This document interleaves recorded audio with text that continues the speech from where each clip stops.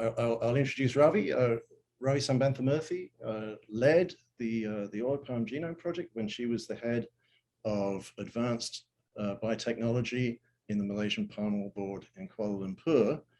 She now sits on many different advisory boards throughout the Malaysian oil palm industry and has been responsible for some of the main advances in biotechnology and oil palm over the years. And she's been my collaborator for a long time, and she's going to tell us about the impact of technology, biotechnology on oil palm sustainability. Thank you very much. Thank you very much, Rob, for that very nice introduction. And not just the introduction, I've had the good karma of you giving a fantastic backdrop for my presentation. Now, I'll be describing the efforts in balancing environmental health and economic growth through improved productivity of the oil palm. The oil palm sector, as we know, is at crossroads. Large-scale expansion of oil palm cultivation has resulted in deforestation and loss of biodiversity. And this is especially so because, as mentioned by Rob earlier, the oil palm grows in highly ecologically sensitive regions of the globe. So, and the oil palm industry has also been blamed for displacing critically endangered species. However, we must also know that the biodiversity hotspots are also coincident, geographically coincident with poverty hotspots. And the oil palm industry has been a major vehicle in the socio-economic development of rural areas in this region. Oil palm industry has therefore transformed the livelihoods of millions of the poor, and recently it was reported that it has lifted about 2.6 million rural Indonesians from poverty this century. Although the oil palm is often associated with big plantations, it is very much a smallholder crop as well, with smallholders accounting for about 30 to 40% of global oil palm cultivation. The crop has therefore contributed a lot to social security. As mentioned as Sarah earlier, the global population is increasing, and it is predicted to reach about 9.7 billion by 2050. And this increase in population will be paralleled by increase in resources, including food and energy, and of course, vegetable oils. Now, the oil palm is arguably the best source of vegetable oils to meet the growing demand. This is because it is the most efficient oil-bearing crop. Planted on just 7% of the total land area occupied by all oil crops, it accounts for 36.5% of global vegetable oils. All other crops would require substantially more land to meet the demand, increasing demand for oil. However, it has to be acknowledged that the oil palm has to be grown more sustainably. And there is a need to decouple economic development and environmental degradation. And our strategy for this was via further improvement in land use efficiency by increasing yield and through value addition of circular economy mediated by investment in technology and international collaboration. We've already seen this. Rob has already introduced this. So as Rob explained, the shell gene is a very important gene. And the tenera, which is a hybrid of the dura, which has got a thick shell and therefore much less mesocarp. For your information, palm oil comes from the mesocarp.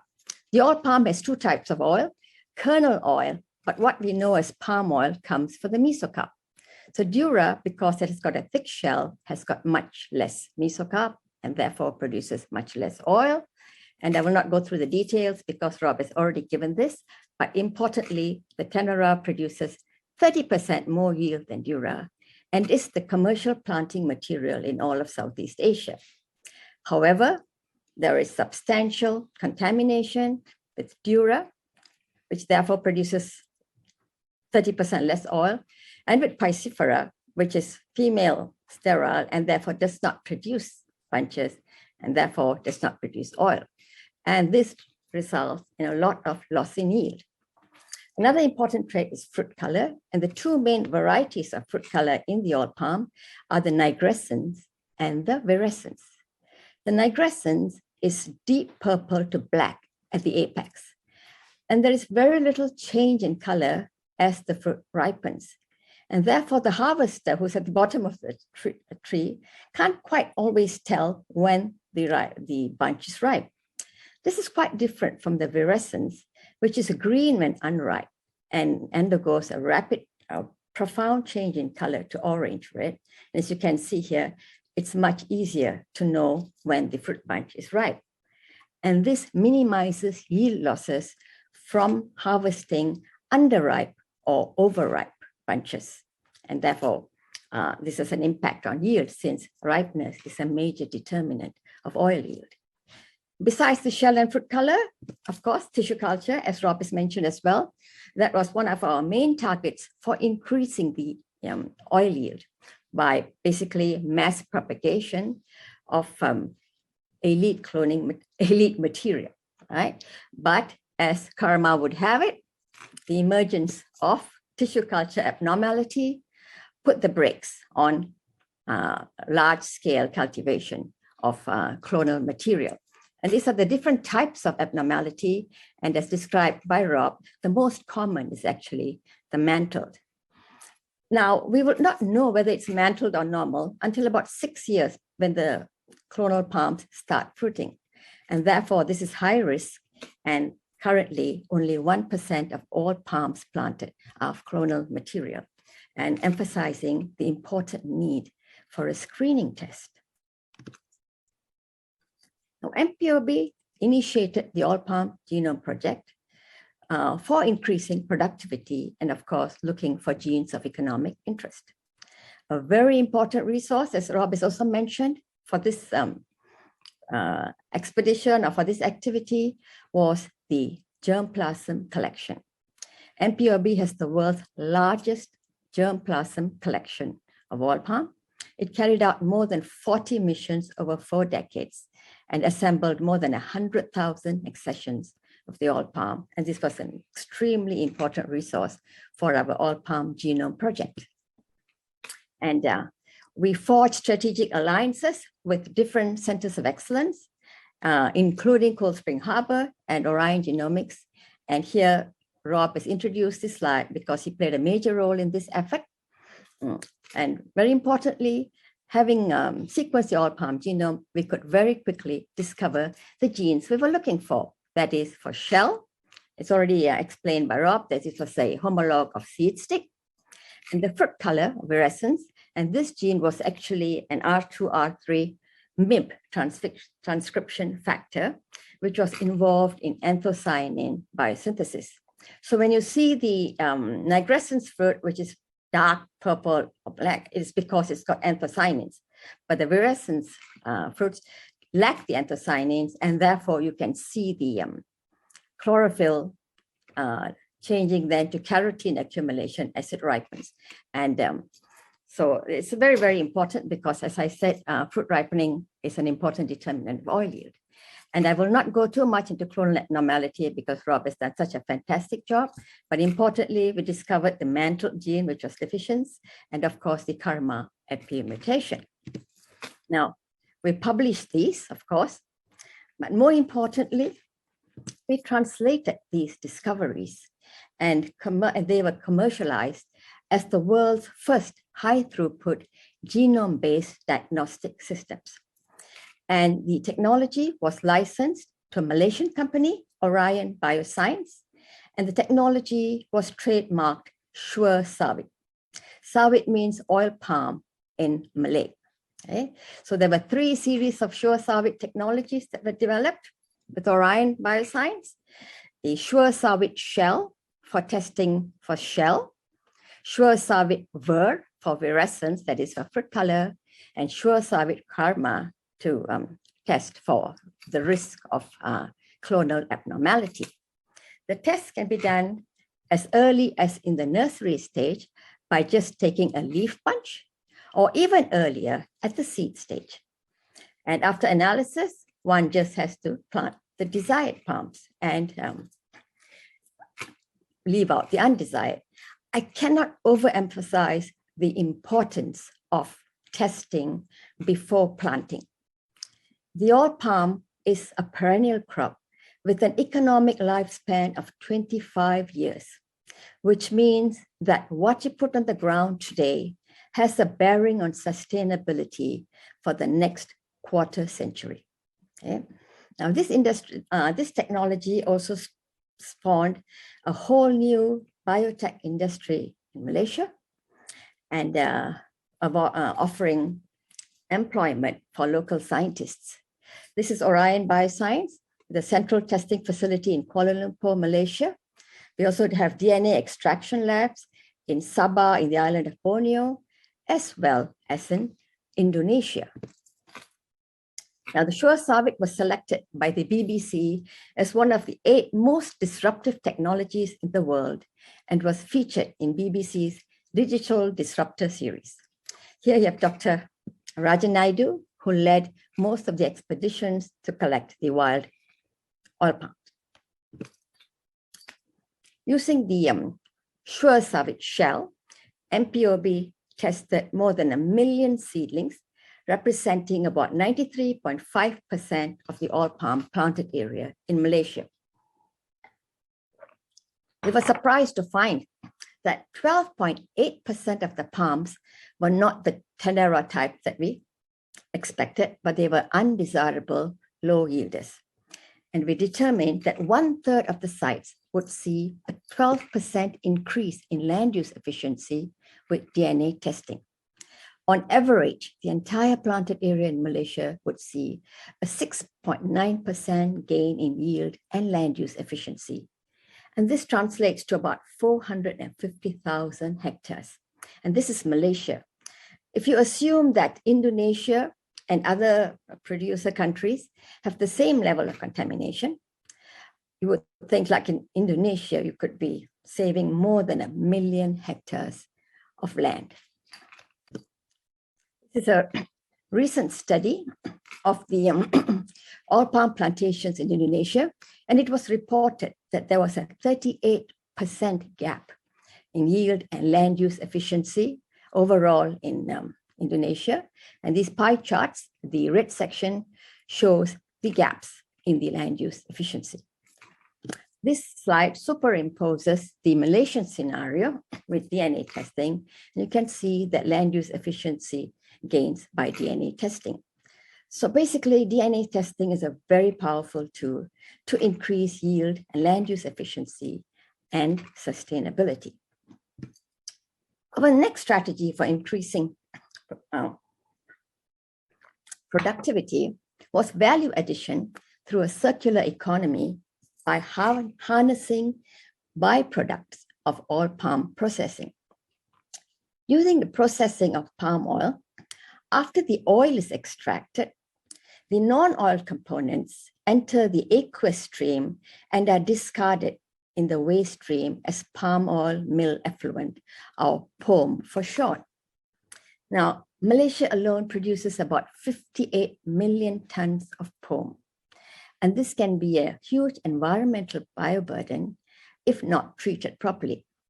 While there are very stringent regulations in Malaysia for disposal of POM, it obviously adds to the cost.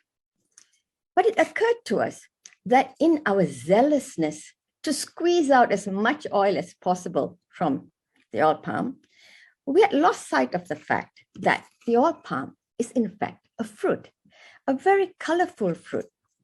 And colorful fruits like berries are high in polyphenols, which have numerous health benefits.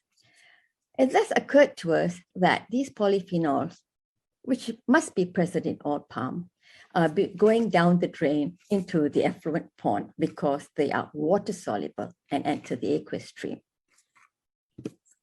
We tested the POM, and indeed we found it had significant amount of polyphenols and other phytochemicals like water-soluble vitamins. So this presented a great opportunity to turn around a problem to add value downstream. We designed a very simple solvent-free process to extract the polyphenols from the aqueous stream before it is discharged as POM.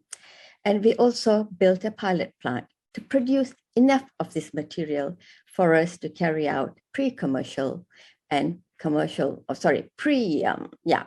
preclinical and clinical trials, as well as pre-commercial trials. Together with our collaborators across the globe, we confirmed multiple biological activities of oil palm phenolics. So it's pretty obvious that this innovation has got economic, health, social, and environmental impacts. We commercialized the technology and licensed it to a company known as PHENOLICS, which is registered in Malaysia, the US, and Mexico. And I'm very happy to say that the world's first oil palm phenolic production plant was built in Mexico and started operation in January of 2019. I had the opportunity of going there, fortunately, just before COVID struck. Okay. These are some of the products that have been produced. The first batch of commercial products, trademarked palm fruit bioactive complex, was rolled out as a bulk ingredient in the US in June 2019. And a wellness company known as Amari Global launched the first product formulated with oil palm phenolics the same year. And oil palm phenolics emerged as one of the finalists in the Nutra Ingredients of USA Awards 2019 as an ingredient for healthy aging. I have many people to acknowledge for our success in our work. Very big thank you to the current Director General of MPOB, Dr. Ahmad Parviz, who has been so supportive of our work. Dr. Arif Manaf, the current Director of the Advanced Biotechnology and Breeding Center, who's also a team member from the Genome team. And these projects have spanned several years because there was a lot of, obviously, a lot of thought process went into it. And it's many years, so we've got several ex-DGs to thank as well. Now, our success is mainly attributed to teamwork across the globe by amazing teams. I have to use this same acknowledgement slide that Rob used. And I would just like to, I cannot mention everybody, but this is Rajinder, who is the head of the genomics unit, Dr. Melina Ong, the head of the breeding and tissue culture unit, Dr. Leslie Lau, the head of the bioinformatics unit, and a whole wonderful team. And here you've got Nathan Lakey, who leads the Orion Genomics team, and they played such an important role in our success with regard to the Genome Project. And of course, you've got Rob Martinson, who injected so much knowledge and wisdom that contributed to the success of the Genome Project. And for the Phenolics team, I'd like to acknowledge Dr. Said Fairuz, who carried out clinical trials, my ex-PhD student, Dr. Liao Sun Sen, who carried out a whole range of gene expression studies to show the multiple bioactivities of oil palm phenolics. I would especially like to thank Dr. Tan Yu Ai and Dr. Kalyana Sundram, my friends, with whom I shared the idea about oil palm phenolics in the effluent, and together with MPOB, we built up a whole team with international collaborators, and we continue to collaborate till this day. With that, I thank everyone.